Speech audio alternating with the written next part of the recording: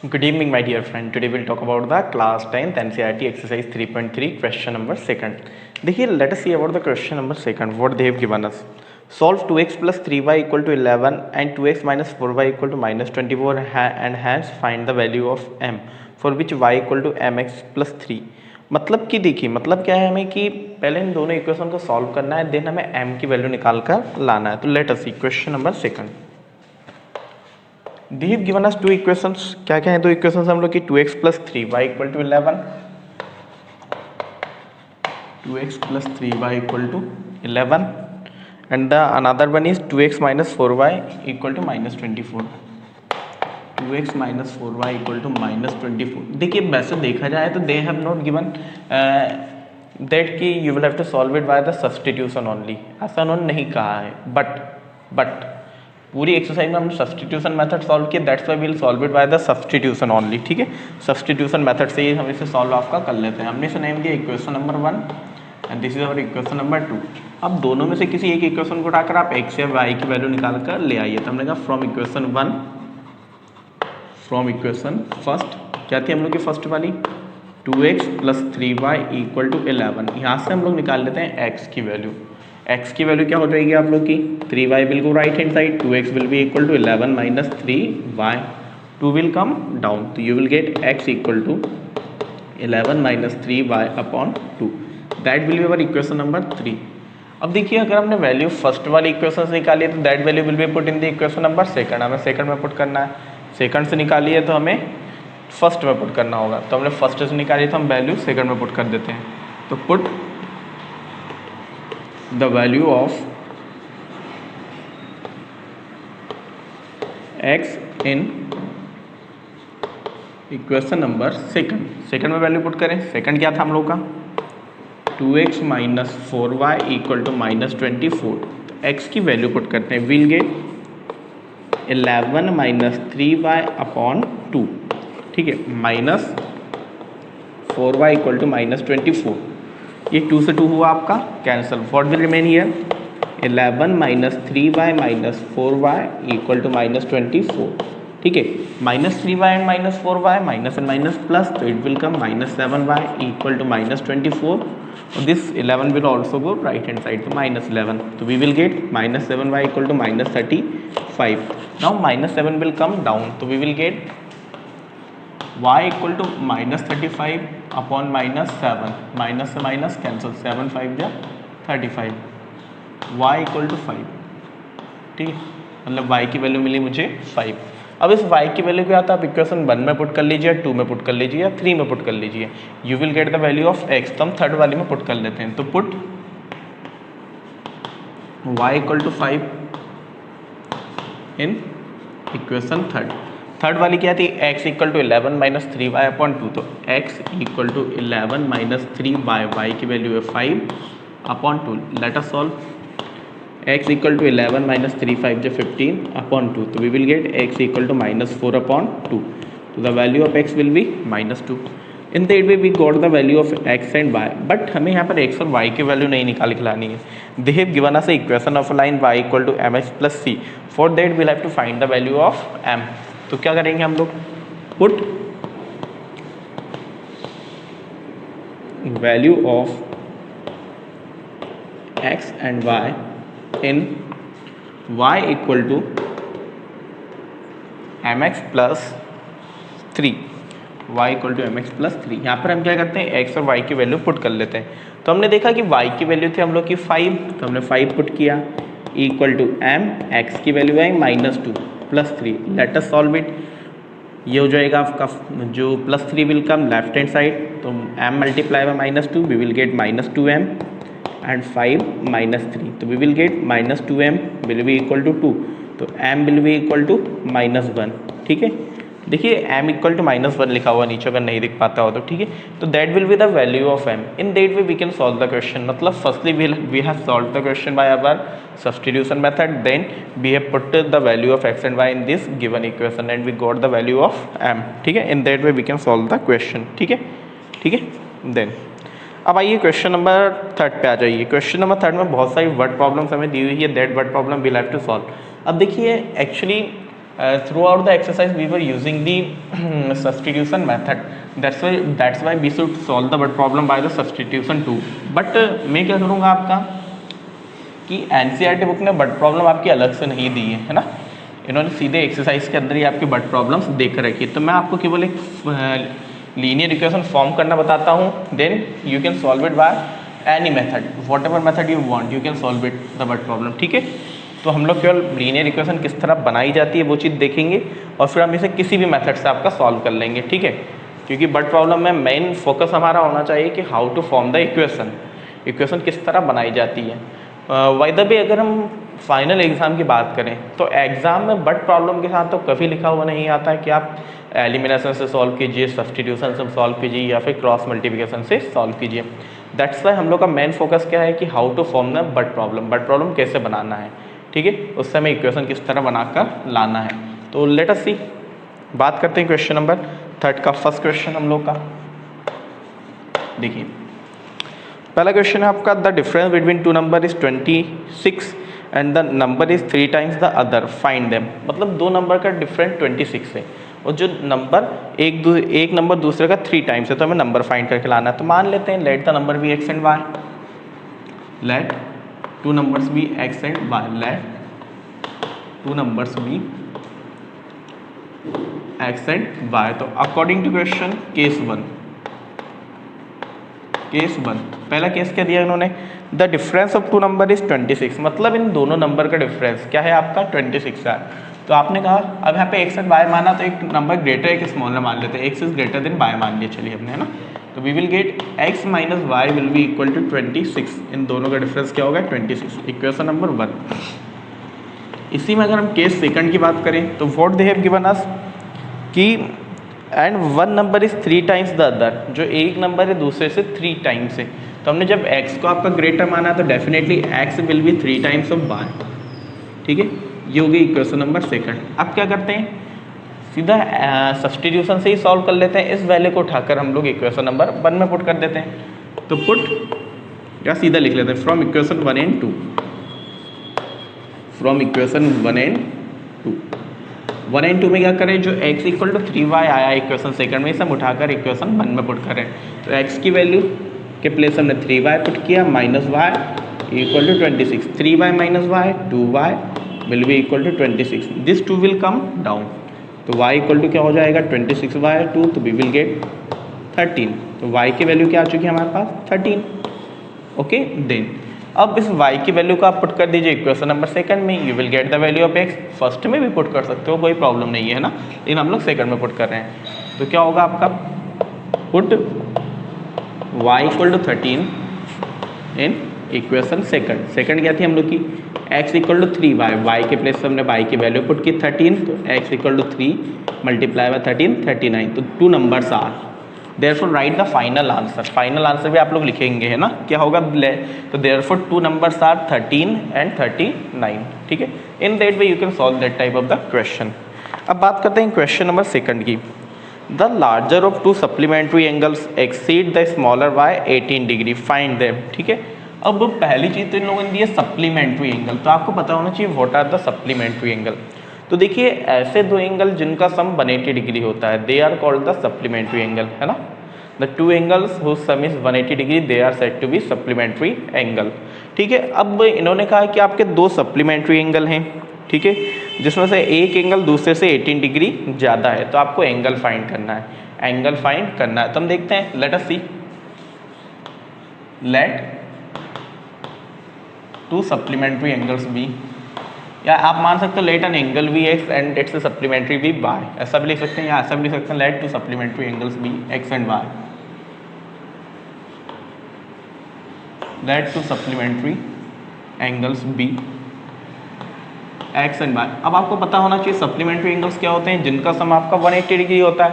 तो that's why पहला case उन्होंने नहीं दिया, लेकिन हमारा फिर भी डायरेक्टली आपका बनकर आ जाएगा, x plus y will be equal to 180 degree, question number 1। क्यों बनाइए, क्योंकि सप्लीमेंट्री एंगल्स का सम क्या होता है आपका 180 डिग्री होता है। देन सेकंड केस उन्होंने क्या देख रखा आपका, and angle one angle is exceed by the smaller by 18 degree. तो according to question second case क्या हो जाएगा आपका, एक एंगल दूसरे से 18 डिग्री ग्रेटर, तो हमने लिखा x is equal to y plus 18, है ना। मतलब एक एंगल आप बाय भी लिख सकते हो, y equal to x plus 18, उससे कोई प्रॉब्लम नहीं है, ठीक है। ये होगी इक्वेशन नंबर आपकी सेकंड। वही वापस हम सब्सटीट्यूशन मेथड से सॉल्व करते हैं। अगर आप एलिमिनेशन से सॉल्व करना चाहो तो बाय को उठा के लेफ्ट हैंड साइड ले आइए, फिर दोनों के एलिमिनेशन से सॉल्व कर लीजिए। लेकिन हम डायरेक्टली सब्सटीट्यूशन से ही सॉल्व कर रहे हैं, तो will get from equation 1 and 2 क्या मिल जाएगा हमें 1 and 2 में, x की वैल्यू को उठाकर हम इक्वेशन नंबर 1 में पुट कर देते हैं। तो what will be get y plus 18 plus y equal to 180 degree. Y plus y हुआ आपका 2y और this 18 will go right hand side, तो जब राइट हैंड साइड आएगा तो इट विल बिकम माइनस 18, ठीक है। Then 2y equal to minus कर लेते हैं, b will get 162 degree, I think so, minus करके देख लीजिएगा, ठीक है। दिस 2 विल कम डाउन, जब 2 आपका नीचे आएगा तो 162 को डिवाइड करेगा, यू विल गेट 81 डिग्री। क्या मिल जाएगा आप लोगों को 81 डिग्री, मतलब एक एंगल तो आया आपका 81 डिग्री। अब इस वैल्यू को उठा के पुट कर दीजिए आप इक्वेशन नंबर 2 में, put y equal to 81 degree in equation 2। तो देखिए सेकंड वाली में क्या था, x इक्वल टू 81 प्लस 18, जब आपने 81 प्लस 18 किया तो you will gate 99 degree. Second angle क्या है आपका 99 डिग्री। देखिए दोनों को प्लस करने 180 आ पा रहा है कि नहीं आ पा रहा है, डेफिनेटली 180 आएगा, means these are your answer. तो एक वैल्यू क्या है आपका, एक एंगल तो होगा आपका 99 डिग्री और एक एंगल होगा आपका 81 degree. In that way you can solve the question, ठीक है। अब बात करते हैं क्वेश्चन नंबर 3 की। Firstly note it down and then let me rub the board.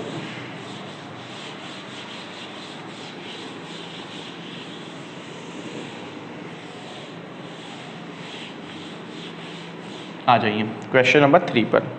Question number 3 क्या है, the coach of a cricket team buys 7 bat and 6 ball for 3800 rupees, later she buys 3 bat and 5 balls for 1750 rupees, find the cost of each bat and each ball. तो मान लेते हैं, क्या मानेंगे हम, let the cost of the bat be x rupees and the ball be y rupees, है ना। Question number 3, let cost of bats and balls be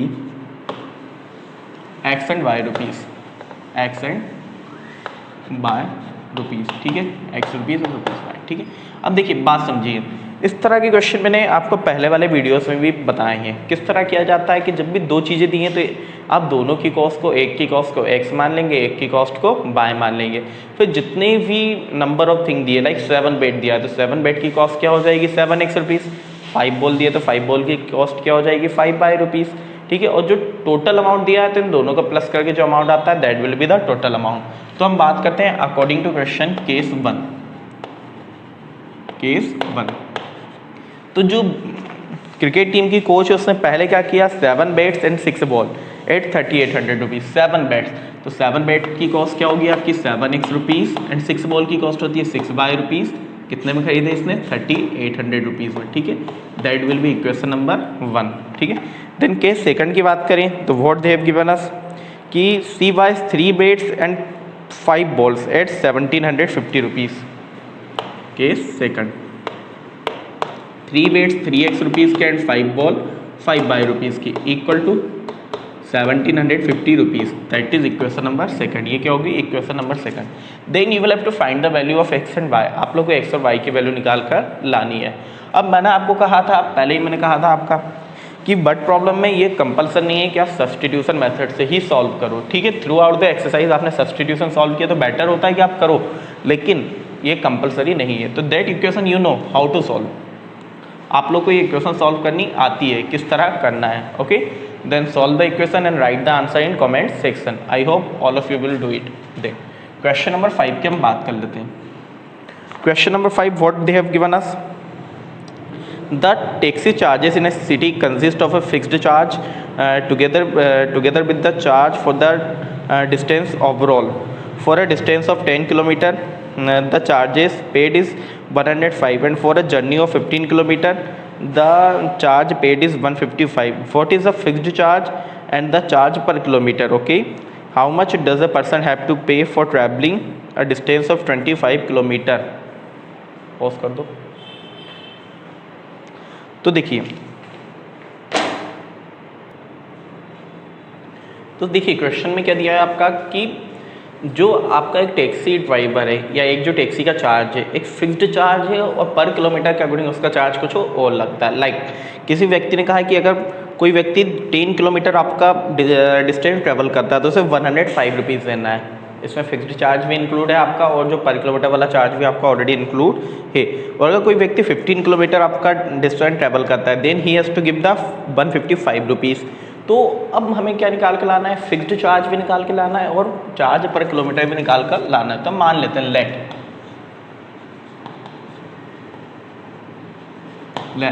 fixed charge भी x rupees and charge per kilometre भी by rupees and charge per kilometre भी by rupees. ठीक है, तो according to question हम बात कर रहे हैं पहले केस की, केस 1। क्या केस 1 में क्या दिया है कि एक व्यक्ति 10 किलोमीटर आपका क्या करता है, 10 किलोमीटर आपका ट्रैवल करता है तो उसे 105 रुपीज़ देना है। तो 10 किलोमीटर जब ट्रैवल कर रहा है तो उसका ये तो फिक्स्ड चार्ज है x rupees that he has to give. और आपका 10 किलोमीटर का पर किलोमीटर का चार्ज क्या रहेगा 10 बाय रुपीज़। तो टोटल चार्ज हो रहा है इसका 105 रुपीज़। ये होगी आपकी इक्वेशन नंबर 1। केस सेकंड की बात कर रहे हैं। केस सेकंड में क्या कहा, एक व्यक्ति आपका 15 किलोमीटर ट्रैवल करता है तो उसे 155 रुपीज़ देना है। तो ये तो होगा आपका fixed charge that is payable और 15 किलोमीटर का 15 बाय रुपीज़ तो ये हो जाएगा 155 रुपीज़। Equation number second. अब मैंने अभी आपको बोला था कि it is not compulsory to solve it by the substitution only, तो हम सॉल्व करेंगे सब एलिमिनेशन मेथड से। फ्रॉम इक्वेशन 1 एंड 2 फर्स्ट वाली हम लोग के पास x plus 10y equal to 105 and the second equation is x plus 15y equal to 155। अब देखिए एलिमिनेशन से हम सॉल्व कर रहे हैं तो अब बात ये कि किसी के कोफिशिएंट सेम होना चाहिए। तो x के ऑलरेडी सेम है तो y के सेम बनाने की नीड ही नहीं है हमें, लेकिन साइन आपका सेम है तो साइन को हमें चेंज करना पड़ेगा। That's why it will become the minus, it will become minus and it will also become minus. x से x हुआ cancel, 10 minus 5y 15y minus 5y and here we will get minus 50। Minus से minus cancel, 5 will come down तो 50 divided by 5 what will be get 10। मतलब y की value तो आ चुकी है आपके पास 10। Now you will have to find the value of x। तो put the value of y in equation number 1। Put value of y in equation first equation में हमने पुट की वैल्यू ऑफ y तो x प्लस 10 बाय y के place हमने put कर दिया 10 equal to आ गया हम लोग का 105। ठीक है, तो x plus 10 multiply by 10 100 equal to 105। अब this 100 will go right hand side तो क्या हो जाएगा आपका x equal to 105 minus 100 means 5 rupees. कितना आ गया आपका 5 रुपीज़। तो आपको यहाँ से मिला कि फिक्स्ड चार्ज तो क्या है आपका 5 रुपीज़ है एंड जो पर किलोमीटर का चार्ज क्या है 10 रुपीज़ पर किलोमीटर है। ठीक है, तो लेट अस सी। अब बात करते हैं, अब उसने आगे भी कुछ कहा है क्वेश्चन के अंदर, then how much a person will have to pay for the travelling 25 kilometre. तो देखिए 25 kilometre a person will have to pay for 25 kilometre is equal to a person will have to pay for 25 kilometre. क्या करना पड़ेगा उसे, एक तो fixed charge है x plus जो 25 किलोमीटर का चार्ज है that he will have to pay. तो फिक्स्ड चार्ज कितना आया था हमारा 5 रुपीज़ और 25 किलोमीटर पर किलोमीटर का चार्ज क्या आया था हमारा 10 रुपीज़। तो क्या हो जाएगा आपका 5 plus 250 means it will come 255 rupees. मतलब एक पर्सन को कितना पे करना पड़ेगा 255 रुपीज़। देखिए एक बार और क्वेश्चन को समझिए, क्या कहा कि जो टैक्सी है उसका आपका एक फिक्स्ड चार्ज है, कितना चार्ज तो आपको पे करना ही है कितने ही किलोमीटर आप जाएं एंड देन पर किलोमीटर का चार्ज अलग से है। तो उन्होंने दो कंडीशन आपको देकर रखी थी कि एक व्यक्ति 10 किलोमीटर आपका ट्रैवल करता है और 105 रुपीज़ पे करता है और एक व्यक्ति 15 किलोमीटर ट्रैवल करता है एंड 155 रुपीज़ पे करता है। तो आपको फिक्स्ड चार्ज और चार्ज पर किलोमीटर निकाल कर लाना है। तो हमने कहा फिक्स्ड चार्ज एक से and the charges per kilometre भी बाय। तो आपने पहले वाले ये निकाला तो you will get x plus 10 y equal to 105 and second के लिए x plus 15 y equal to 155। दोनों इक्वेशन को सॉल्व करने पर हमें x और y की वैल्यू मिल गई। Then he is asking the charge for the 25 kilometre. तो हमने कहा fixed charge plus charge per kilometre. ठीक है, तो we will get 25 to 55 rupees. That is our answer. In that way we can solve that type of the question. अगले की बात करते हैं क्वेश्चन नंबर 5 की। ये क्वेश्चन नंबर 4 था आपका। क्वेश्चन नंबर 5 में क्या दिया है, A fraction becomes 9/11 if x is added to both the numerator and denominator, and if 3 is added to the both the numerator and denominator it becomes 5/6. Find the fraction.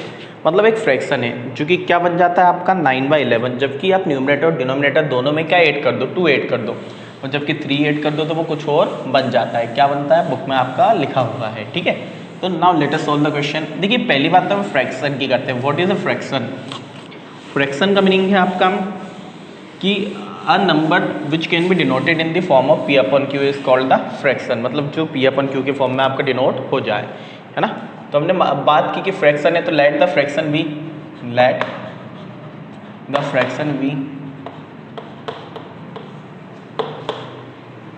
x upon y, ठीक है। अब according to question case 1 की हम बात कर लेते हैं। x upon y है, न्यूमरेटर आपका x होगा, डिनोमिनेटर आपका y होगा। दे आर टेलिंग अस कि if 2 is added to the both the numerator and denominator तो इट बिकम 9/11, मतलब आपने न्यूमरेटर में भी 2 ऐड किया एंड डिनोमिनेटर में भी 2 ऐड किया तो यू गेट द 9/11। यहाँ पर हम करते हैं क्रॉस मल्टीप्लाई, करें मल्टीप्लाई तो 11 multiply by x we will get 11x, 11 multiply by 2 22, 9 multiply by y 9y plus 18। आप लिख भी सकते हो यहाँ पे बाय क्रॉस मल्टीप्लिकेशन, ठीक है, आप लिख लीजिएगा पूरी spelling. Then variable left hand side constant right hand side, तो we will get 11x minus 9y equal to 18 minus 22। तो here 11x minus 9y will be equal to -4, that will be our equation number 1। Case second की बात करते हैं। Case second में क्या बोलते हैं?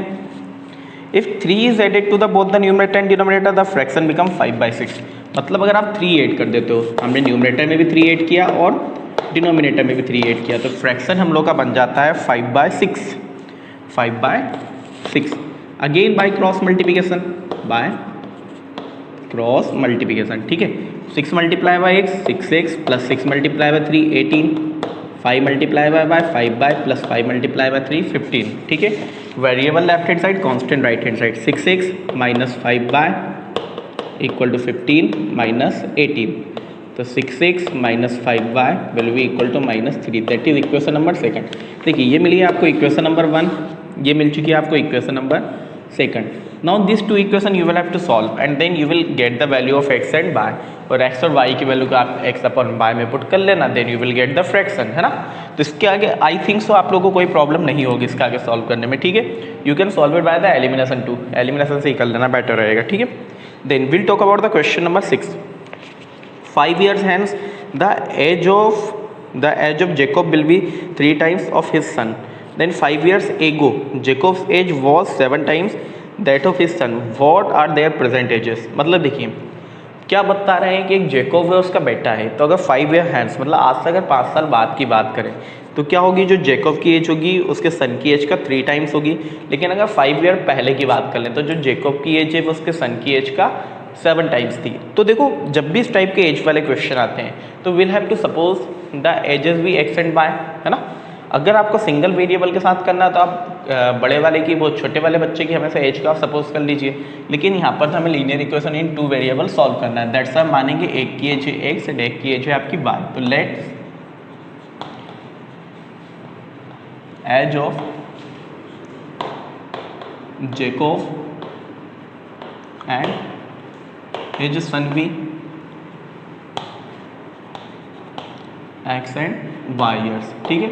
मतलब जेकोब और उसके सन की एज का है एक्स एंड वाई है, यहाँ पे प्रेजेंट एज लिख लेना, ठीक है। Present age, let present age of Jacob and son be x and y year. देखिए अब एक बात समझिए पहले, आज मेरी एज 25 ईयर है। अगर आप 5 ईयर्स हैंड्स की बात करते हो, 5 साल बाद की बात करते हो तो क्या एज होगी 25 + 5 30 ईयर। 5 साल पहले की बात करते हो क्या एज होगी 25 - 5 20 ईयर। मतलब किसी की भी आपको 5 years ago 5 year hence 3 years ago 3 year hence की एज निकालना हो तो क्या करना पड़ता है, केवल जितना भी साल पहले या बाद की बात की है उतनी एज प्लस या माइनस आपकी हो जाती है, ठीक है। तो अगर हम केस 1 की बात करें तो केस 1 में क्या कहा इन्होंने 5 ईयर्स हैंड्स, मतलब 5 ईयर्स लेटर, है ना, 5 ईयर्स हैंड्स, 5 ईयर्स हैंड्स। तो देखिए 5 ईयर हैंड्स अगर हम बात करें तो एज ऑफ जेकोब क्या हो जाएगी आपकी x + 5 ईयर्स, ठीक है। एज ऑफ हिज सन,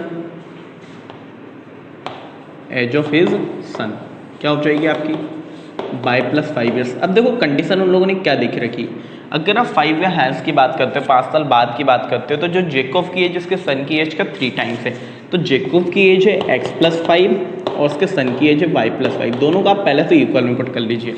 अब बताइए उसका सन ग्रेटर होगा या जेकोब ग्रेटर, डेफिनेटली जेकोब ही ग्रेटर होना है। तो जब जेकोब ग्रेटर है तो whenever you are multiplying you will have to multiply in the age of the younger one, छोटे वाले की एज में ही आपको मल्टीप्लाई प्लस वगैरह करना है।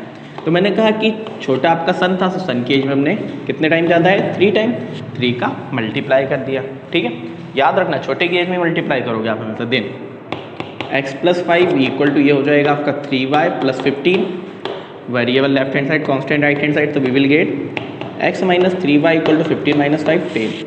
इक्वेशन नंबर 1 देखिए, ये 5 राइट हैंड साइड का 15 माइनस 5 10 मैंने डायरेक्टली आपका लिख दिया, ठीक है। तो ये मुझे पहली इक्वेशन मेरी। केस सेकंड की बात कर लेते हैं।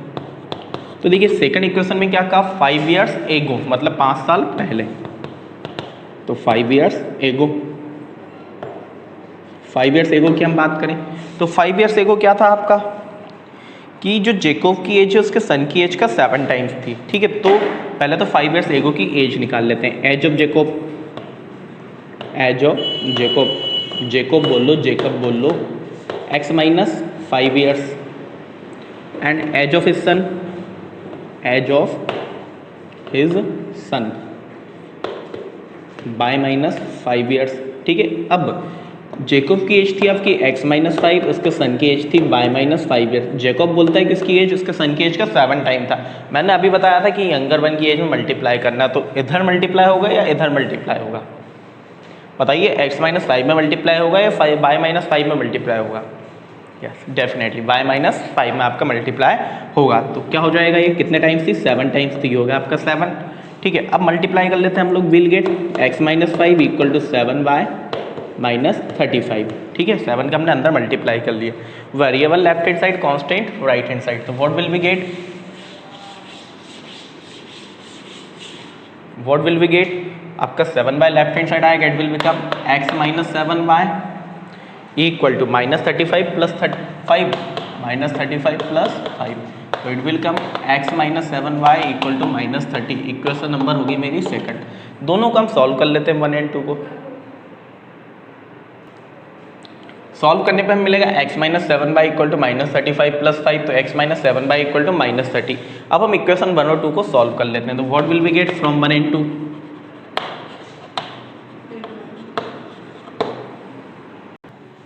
तो let us see why the from 1 and 2। 1 वाली क्या थी हम लोग की x minus 3y equal to 10 and second वाली क्या थी हम लोग की x minus 7y equal to minus 30। Let us solve it, solve करते हैं। ये हो गया आपका माइनस, ये हो जाएगा प्लस, ये हो जाएगा प्लस, मतलब हमने क्या कहा हमें x के कोफिशिएंट सेम दिख रहे थे तो हमने साइन चेंज कर लिए है ना, ताकि कैंसिल हो जाए, x से x हुआ cancel, and plus in minus minus, तो we will get 7 minus 3y 4y, तो यहाँ पे मिल गया मुझे 40, 10 प्लस 30 40, तो y की वैल्यू क्या आ जाएगी आपकी 10 आ चुकी है। What is the value of y 10। इस वैल्यू को उठा के पुट कर दो इक्वेशन 1 या 2 में, यहीं पे 2 दिख रही 2 में ही पुट कर लेते हैं, तो फ्रॉम इक्वेशन सेकंड लिख लेना आप प्रॉपर कि put the value of y in equation second, तो what will you get x minus 7 y की वैल्यू थी 10 इक्वल टू माइनस 30, तो x minus 70 equal to minus 30, minus 70 will go right hand side, तो what will be get x equal to minus 30 minus 70 right hand side आया तो plus 70, तो x equal to क्या हो जाएगा आपका 40 ईयर्स, मतलब जेकब की एज क्या है, तो देयरफॉर फाइनल आंसर आप लिख लेना, देयरफॉर जेकब्स एज कितना है आपका 40 years and his son age, his son age वो क्या होगी आपकी, उसके सन की एज कितनी होगी, लेट अस सी, कहाँ था आपका y की वैल्यू 10 ईयर्स, कितनी होगी 10 years. In that way you can solve that type of the question. देखिए आज हमने बहुत सारी आपकी बट प्रॉब्लम सॉल्व की। अब इन बट प्रॉब्लम से आपको कॉन्सेप्ट उठाना है और आप किसी भी रेफरेंस बुक से उन क्वेश्चंस को आप सॉल्व करके देखिएगा सिमिलर क्वेश्चन को, then you will easily get it. अगर आपको कोई भी डाउट आता है, even if you are getting any doubt in the reference book, then you can write in the comment section, will provide a video on that also. Okay, I hope all of you understand about it. If you have any doubt, write in the comment section. Thank you very much.